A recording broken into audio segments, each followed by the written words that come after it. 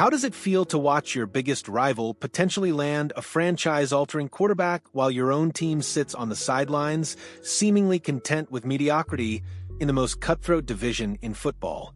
The NFC South has always been a snake pit, where dreams go to die and championship hopes get crushed under the weight of divisional warfare. But right now, there's a storm brewing that has Atlanta Falcons fans clutching their jerseys in white-knuckled terror. The New Orleans Saints, those black and gold tormentors who've made Falcons fans' lives miserable for decades, are reportedly circling a massive quarterback acquisition that could send shockwaves through the entire division. We're talking about a potential $180 million investment that would fundamentally alter the power structure of the NFC South. While Falcons fans are trying to convince themselves that their current situation is sustainable, their most hated rivals might be about to pull off the kind of blockbuster move that haunts franchises for years. The timing couldn't be more perfect from New Orleans' perspective and more devastating from Atlanta's. As preseason momentum builds and rosters take their final shape, the Saints have positioned themselves as serious players in what could be the most consequential quarterback market in recent memory. This isn't some desperate Hail Mary throw. This is surgical precision from an organization that knows exactly how to twist the knife when it comes to their divisional rivals. Sources close to the situation suggest that New Orleans isn't just kicking tires on available quarterbacks. They're preparing to make the kind of financial commitment that signals championship ambitions.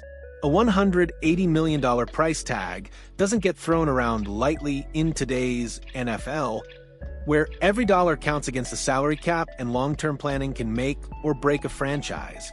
What makes this particularly infuriating for Falcons fans is the strategic brilliance of the timing. The Saints are striking while the iron is hot, recognizing that elite quarterback talent doesn't become available often. They're not waiting for perfect circumstances or hoping things fall into place naturally. They're creating their own destiny while Atlanta appears to be standing pat. Here's where the story gets uncomfortable for anyone bleeding red and black. While the Saints are allegedly preparing to invest generational money in elite quarterback play, the Falcons seem content to roll with their current situation.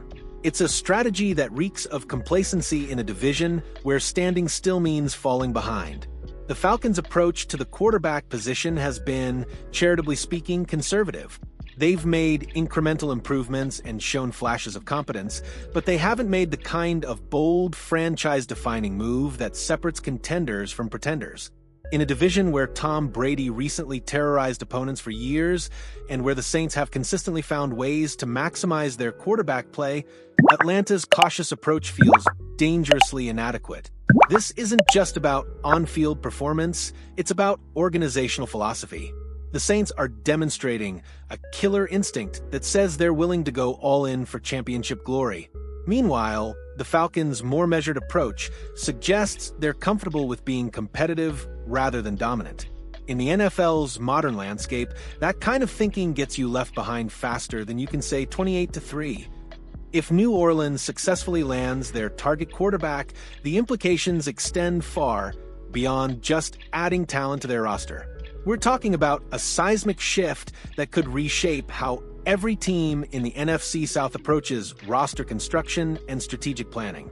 Imagine facing an elite quarterback twice a season, every season for the foreseeable future. Those aren't just regular games. They become statements about your organization's commitment to excellence. Every matchup becomes a referendum on whether you've done enough to compete at the highest level. For Atlanta, this scenario represents a nightmare wrapped in black and gold.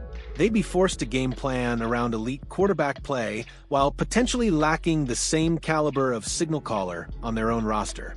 In a division where margins are razor thin and everyone matters, that kind of disadvantage can be the difference between playoff contention and watching from home. The psychological impact can't be understated either. Players notice when rival organizations are making big moves while their own team appears satisfied with incremental progress. It affects locker room dynamics, free agent recruitment, and the overall culture of winning that championship organizations cultivate. What makes this situation particularly frustrating for Falcons fans is the sense that time is slipping away. The NFL operates on compressed timelines where championship windows open and close with stunning speed. Organizations that fail to capitalize on opportunities often find themselves wondering what if for years to come. The Falcons have built a respectable foundation, but foundations don't win championships. Elite quarterback play does. Every season they delay making a significant upgrade at the position is another season where the Saints, Buccaneers, and Panthers could potentially leap ahead in the competitive hierarchy. The financial reality of the modern NFL makes these decisions even more critical. Salary cap space doesn't roll over indefinitely, and the cost of elite quarterback talent only continues to rise. If Atlanta waits too long to make their move, they might find themselves priced out of the market or forced to settle for second-tier options. The NFC South has always been unpredictable, but a Saints quarterback acquisition of this magnitude would inject a new level of volatility into divisional races.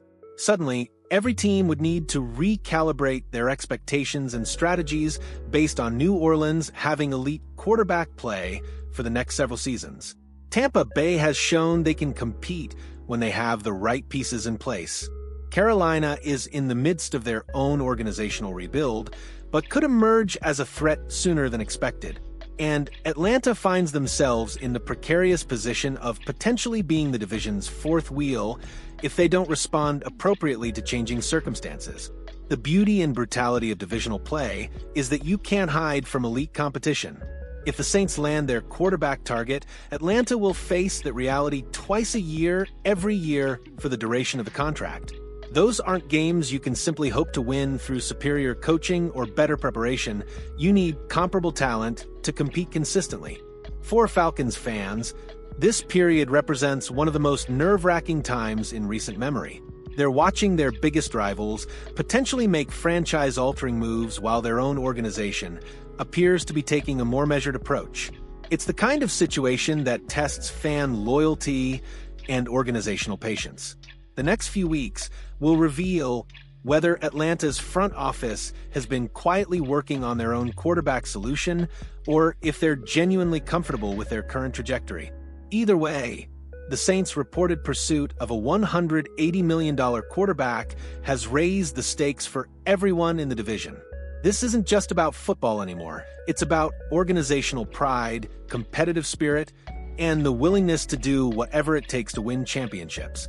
The Saints are showing their hand, and now it's up to Atlanta to decide whether they want to match the bet or fold their cards and hope for better luck next season.